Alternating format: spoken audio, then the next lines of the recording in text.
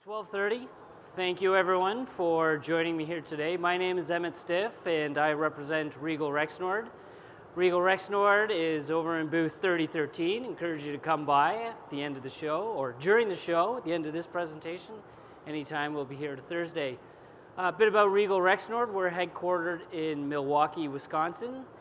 We are a manufacturer of premium power transmission components. And we've taken a lot of those premium power transmission components and elevated that up to start offering complete solutions, powertrain solutions into the marketplace. Small conveyor systems that are mobile, fixed, ready for your purchase. Today we're going to discuss conveying strategies because at Regal Rexnord we are conveyor experts. So conveyor strategies for robotic applications. And what we are going to showcase or show you is how you can maximize your productivity, maximize throughput. That's what it's all about, generating the best return on investment possible. Okay, so here's the agenda for today. Here's what we're going to start. We're going to start with a little history of conveying because it's actually a long and storied history of conveying. We're going to look at three types of robotic technologies, and these are the technologies that you'd find in e-commerce, warehouse distribution, intralogistics, parcel and post center. We're going to look at what conveyor technology has evolved into, which is embedded motion control conveyor technology.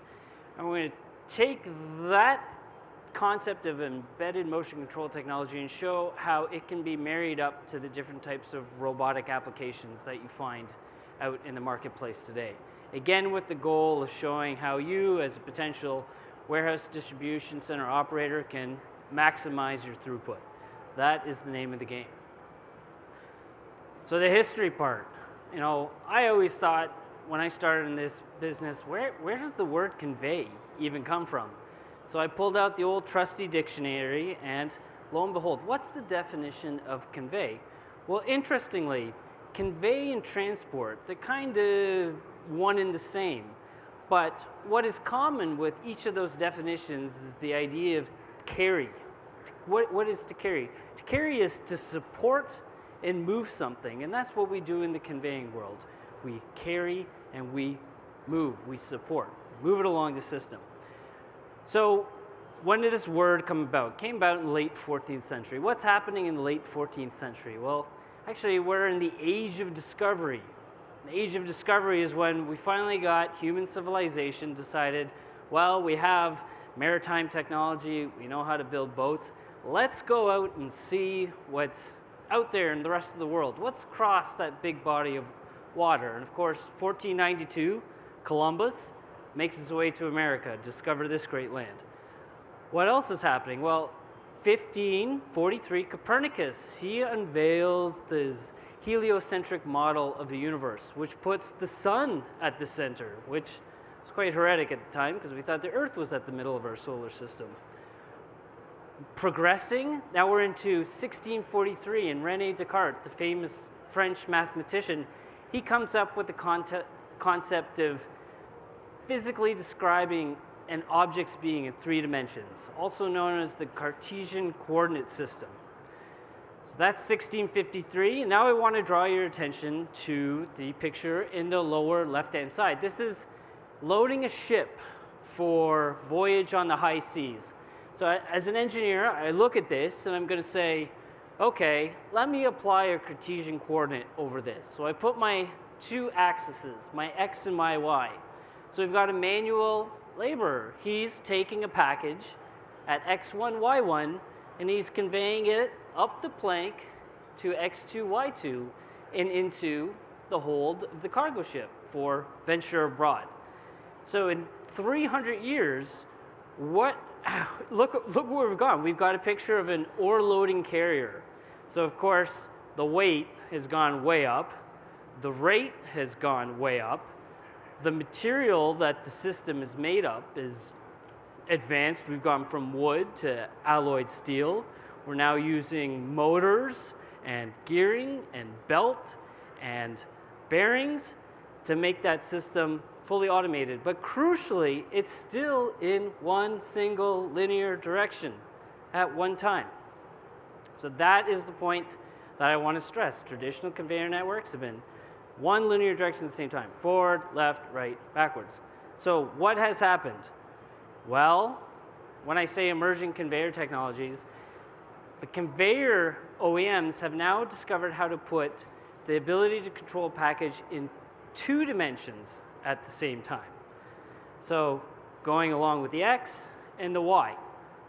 Now you think, okay, what if I just paired that with a robotic arm technology? You know, what kind of potential could that unlock? So we are seeing that. When you come to a show like Modex, you're seeing the latest and the greatest in conveying technology, automation technology. So this is a sample of what is now on the marketplace. And there are a number of different OEMs competing in this space. But the thing to remember, we went from 1 linear dimension and now we're into 2 linear dimensions at the same time. Embedded motion control, 2-dimensional conveyor. So I'm going to take a step back and we're going to think, okay, I'm a transportation system operator. It's my responsibility to get customer A's package from X to Y. And I need to do this at scale, and I need to do it at a volume such that it's profitable. So I use my vehicles that are available to me. I might use a plane. I might use a train. I might use a boat. I might use a car.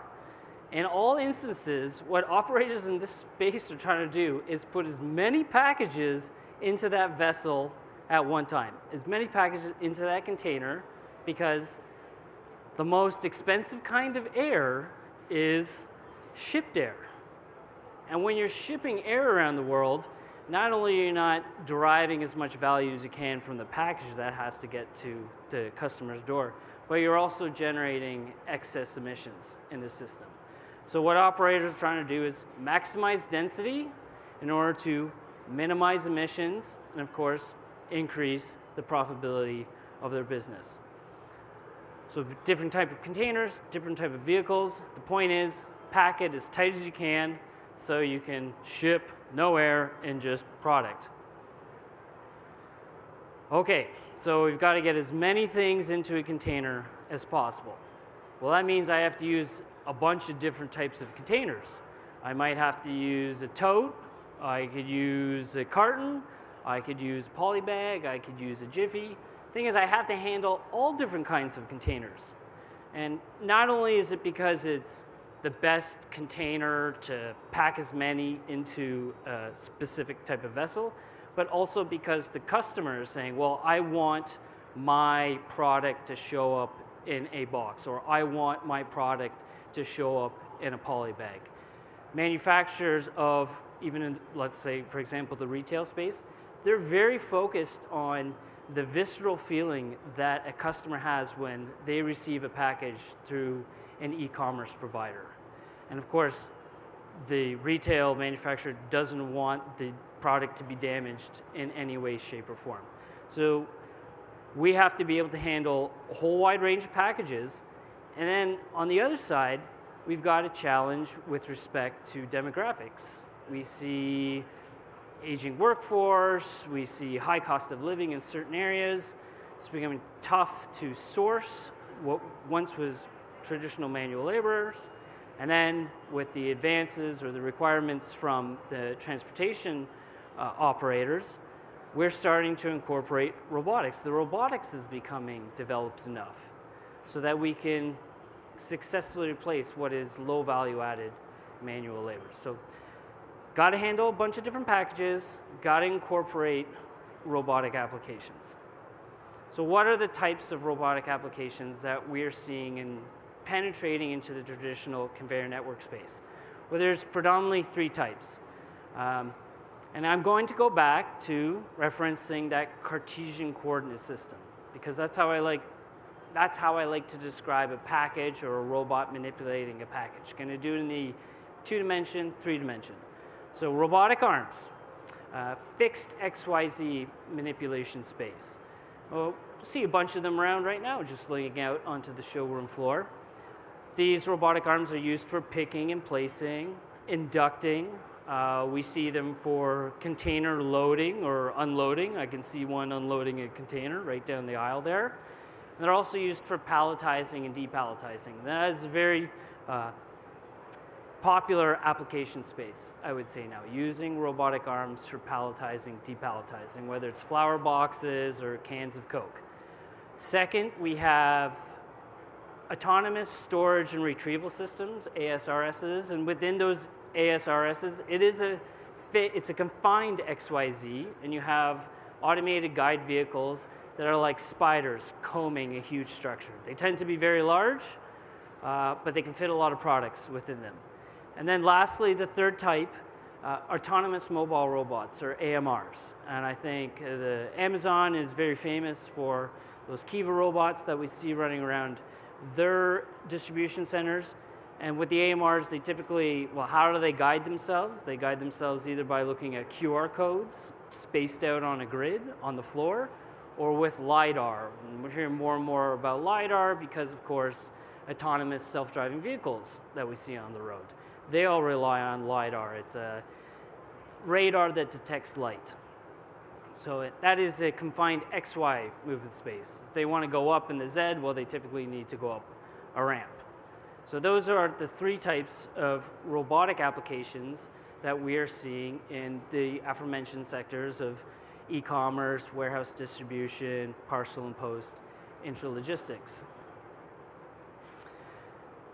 The fundamental, I would say, some people would say it's a challenge, but the fundamental thing you really need to do is make sure that when you present an object to a robot, it can clearly see what it has to deal with.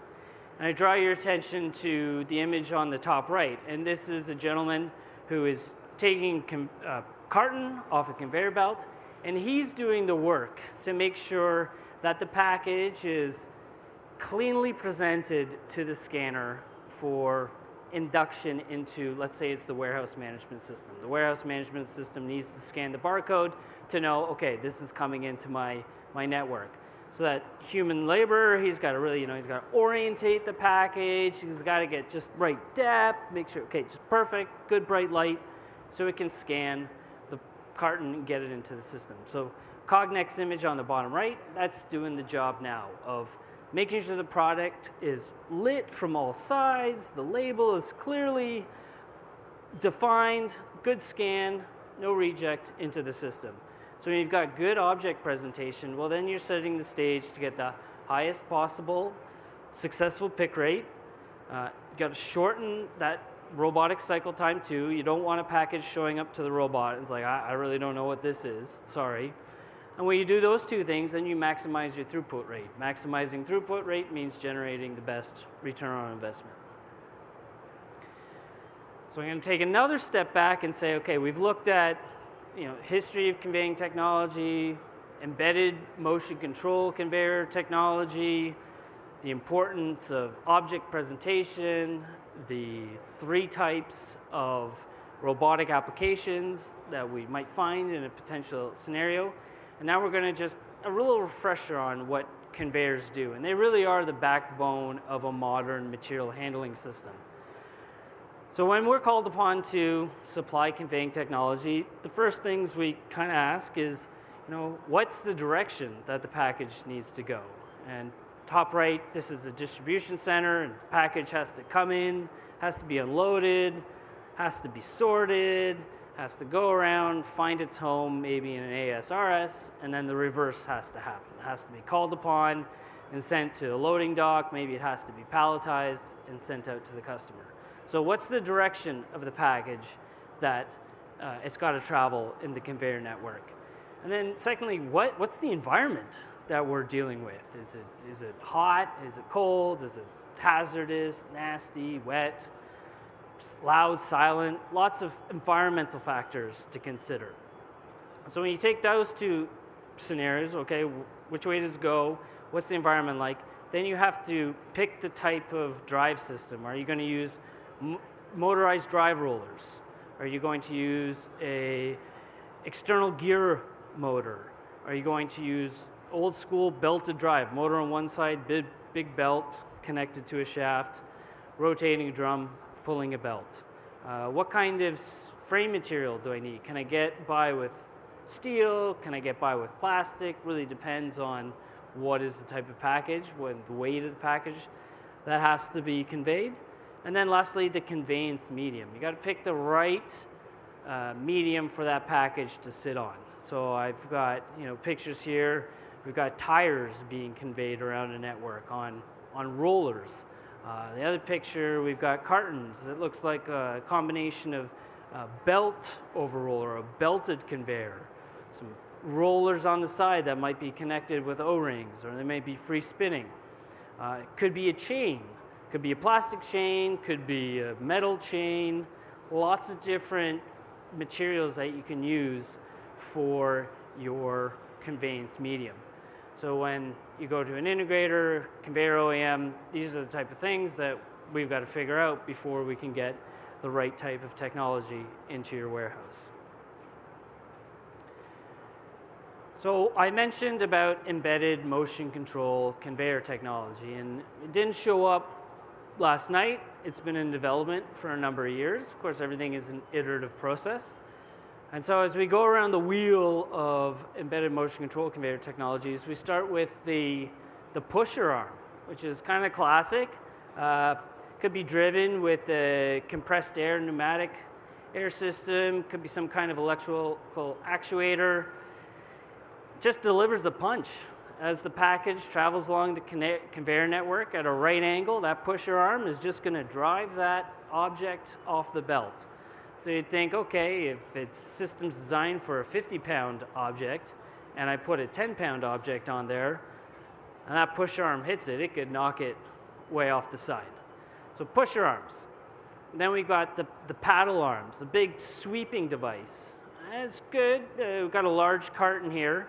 I think to be concerned about with this design is that if it's a heavy box and you've got a big cantilevered arm, it could generate a lot of torque on that swivel point, and that can fatigue after time. Pop-up, excuse the typo there, but pop-up belt diverters, they're electrically driven typically. They simply case rolls on top. The electrical diverter, the electricity is fed. The belts pop up and it diverts the carton off the side. Applications like this, you want to make sure it's a nice evenly loaded box because you want to make sure each of those belts gets a good grip on the carton. Now we're going down into the swivel wheel. This is showing an application divert to 3 different spurs. Electrically actuated. Challenge with here is just got to make sure that the package is large enough, good enough surface area to get a good grip on all those wheels. And we're moving into activated roller belt technology. This ability to not only transfer packages down the line, but divert packages left or right by using compressed air to pop those wheels up. Those cylinders, air is fed into the system, compressed air pops the cylinders up, and then they're able to roll left or right and drive the package off. Typically one long belt, multiple divert sections, very effective. And then the last technology here is the omnidirectional roller ball technology. So those are balls embedded into the belt on 1-inch pitches. This technology utilizes 24-volt MDR, motorized drive roller technology. So it's quiet, it's energy efficient, and it's approachable.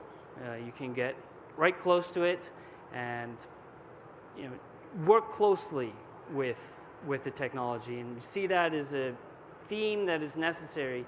Humans have to be able to get close to work with these robotic technologies. So that is kind of our wheel of embedded motion control conveyor technologies and how they've evolved over time. So now we're ready to take what we've learned from the history of conveyors, the types of robotic applications that we encounter, the different types of embedded motion control conveyor technologies, and see, well, if I put these together, how can I maximize throughput?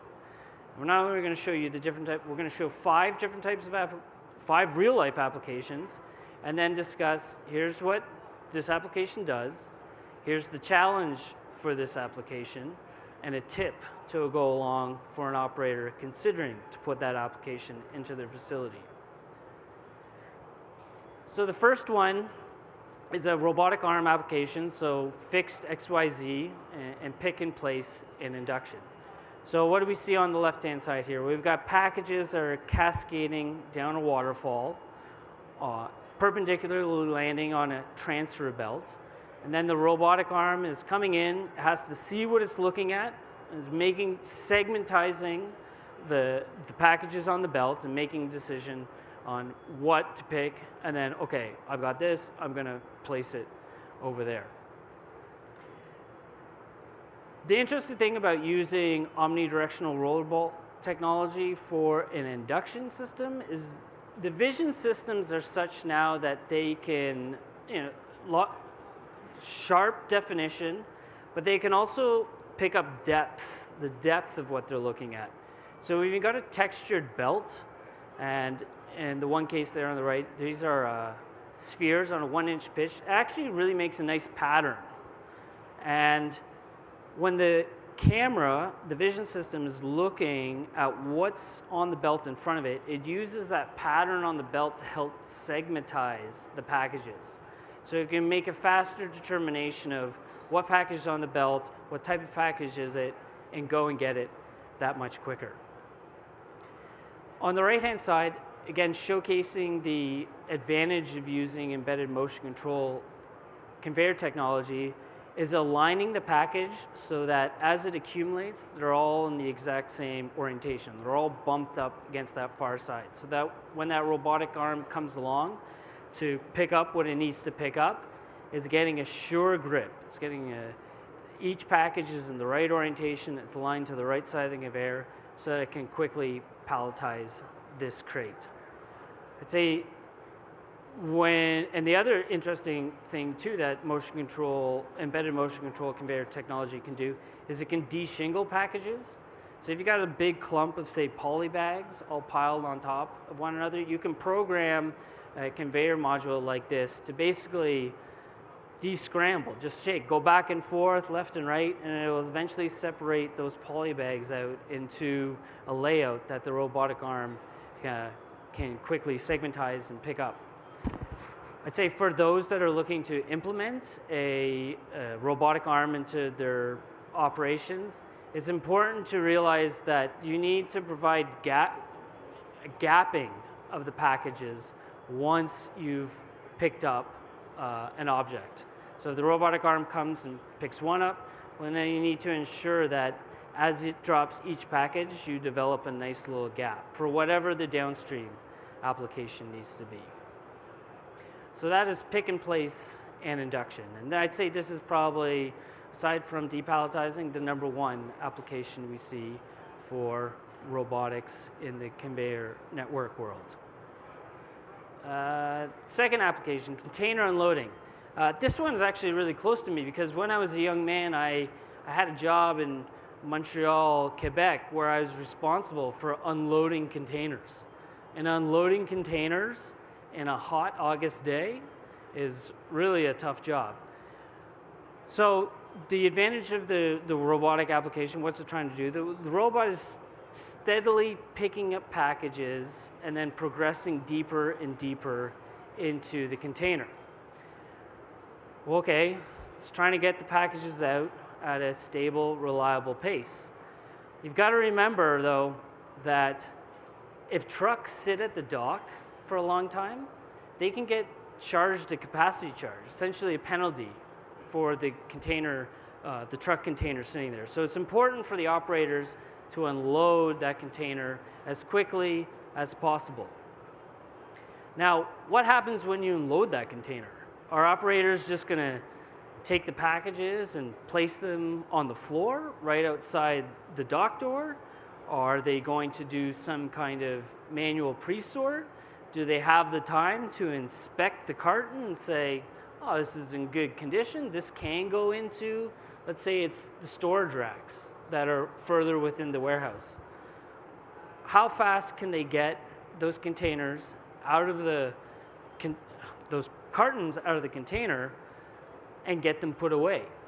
So one concept is use that embedded motion control conveyor technology to do a pre-sort.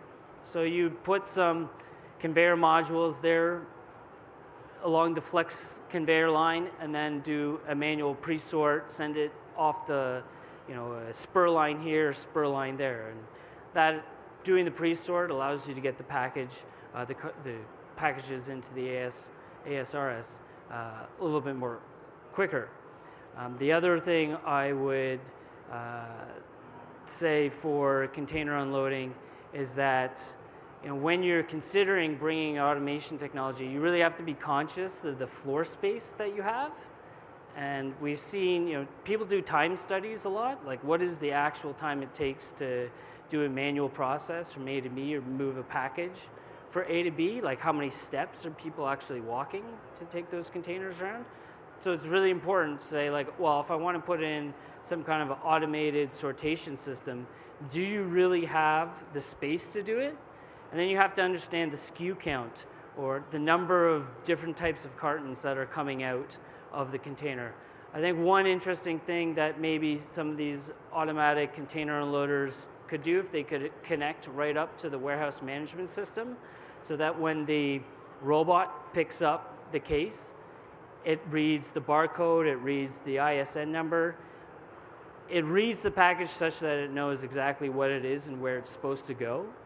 And if it's supposed to go to this rack way in the back, well then in theory you can set up a completely lights out automated system to unload the containers. So it's great to unload it, but then you got to think, how do I sort this and what do I do with it afterwards? The next application is another popular one, palletizing and depalletizing. So, we're seeing mixed rainbow pallets becoming very, very popular. Seasonal items, let's say you're a beer brewer and Christmas time's coming up and you want to put together a special selection of beers and you want your customer to order 10 of variety A, 10 of variety B, 10 of variety C. Well, that can become a challenge when it comes to palletizing. So using embedded motion control conveyor technology, what you can do is you can start to split the flow of your packages, you can switch the flow of your packages, you can merge the flow of your packages, you can change the orientation of the packages as it moves along the conveyor module. We've also seen the ability, you think if you have a single conveyor network, you're able to set up 5 spur lines to 5 different robotic palletizers. So as packages are coming along, you can use the embedded motion control conveyor technology to say, okay, this package is going to go to robotic palletizer number 1, this is going to go to palletizer number 2, and then you're using a single line to feed 5 different palletizers rather than having to build 5 different conveying loops to feed a single palletizer. We see this is becoming quite advantageous for palletizers, especially when they're trying to palletize difficult products, whether they're light or they're top heavy. So going from manual stacking to robotic palletizing, utilizing embedded motion control conveyors can significantly advance your throughput. The fourth application to discuss is the automated storage and retrieval systems. Typically, these were designed around using totes. An ASRS can actually be quite large. A lot of investment, can be very expensive, but can also offer the most storage capability. As we've seen greenfield sites, building DCs way out in suburban, exurban land, e-commerce operators are trying to go closer to the urban core, and as you go closer into the urban center, you run into the challenge of space constraints. So ASRS manufacturers are like, how do we put more packages into one structure? And they can do that through 2 means. They can get rid of the totes, and now they're just storing the cartons directly. That's what we're seeing on the right. And they can use the variable volume storage technology, which is basically, it's like a smart closet where the shelves condense to fit the carton exactly. So those two factors can really advance your density. And then why would we incorporate embedded motion control technology? Well, you need to make sure that when you're loading a carton into an ASRS, it's perfectly aligned. Because if it's skewed, it can either be mishandled by the lift. If it's skewed, it might not get scanned correctly by the barcode reader, and that'll cause it to be rejected. You have to be forced out of the ARS into a recirculation loop. So that is two things that embedded motion control conveyor technology can do. Make sure that package is perfectly straight heading into the ASRS, and then give the operator an ability to reject packages if it's not up to snuff. I think the tip for people that are looking to add automation to an ASRS is to really understand, okay, my conveyor network is feeding into the ASRS. What percentage of my cartons are skewed? Like, what is my reject rate? Because improving your reject rate will improve your throughput, and you have to improve your throughput in order to justify investing in this kind of automation technology. Oop. So the last application is AMR, Autonomous Mobile Robots, or goods to person. And these are goods to person is essentially the robot bringing the package to be manipulated to the operator. Traditional AMRs, they've been guided, as said, by the QR codes on the floor. And so they'll move from one QR code to the next, and the network controller will tell them, okay, when you're here, now you got to go left and go over this way. And we talked about LiDAR coming in. LiDAR is good, so it can avoid obstacles that present themselves in the way. I do think of AMRs as like little conveyor sections unto themselves. It can look rather chaotic when you see AMRs operating, but it's actually a very precisely controlled ballet, if you will. Every AMR is controlled by the network controller and very precise. But what we've seen in the past is if you take an AMR and it has a conveyor module on it that can only convey in one linear direction, as the AMR comes in and receives a package, well, then it has to back up, and it has to make a turn, make another turn, and go to where it needs to be. Well, if you start to incorporate embedded motion control conveyor, basically it's package comes on, and then I just back right up, and I can discharge off the back, or I can discharge left, or I can discharge right. So you're eliminating the turns that have to be made by the robot. When you eliminate turns, you improve the speed, you increase the throughput, maximize the efficiency of your network. So I'd say the thing if you're thinking about incorporating AMRs with conveyor technology on it, you have to be cognizant of the transfer medium. Transferring from the module onto whatever the receptacle is, you want to make sure that you're using a conveying medium that has a small radius nose bar, so you can get that tight transfer. Because the last thing you want to do is try to transfer a package off one medium and onto another and have it get hung up in the middle. So having a nice tight, low nose over bar, you get a smooth transition right across from one side to the other. So that was our fifth application. So to recap today's seminar, we looked at the history of conveying. We looked at the development of embedded motion control conveyor technology. We looked at the three different types of robotic applications that we find in warehouse automation: the robotic arm, the ASRS, and the AMR. We looked at the importance of object presentation to the robot. The robot has to see clearly what it's working with in order to be effective with it. We looked at the different types of embedded motion control conveyors, and finally we reviewed those 5 applications. Final recommendation from me to you, if you're considering implementing a robotic application, embedded motion control application, what you're trying to do is automate a manual process. You really have to understand that manual process. It has to be clear what all the steps are of that manual process, and you have to be very cognizant on how you measure the success of that manual process. You have your KPIs in place. Only then are you in position to try to incorporate an autonomous solution or an automated solution, because you have to compare phase A to phase B. You have to make sure that you've improved by incorporating automated equipment. That's generating ROI. Our bosses won't be happy if we spend a lot of money on automation solutions for not to improve the process at the end of the day.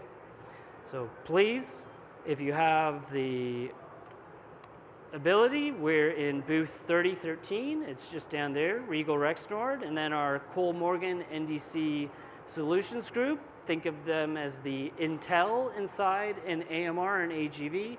They're at booth 6522, and if you have any questions of me, feel free to approach me afterwards, and I thank you for your time today.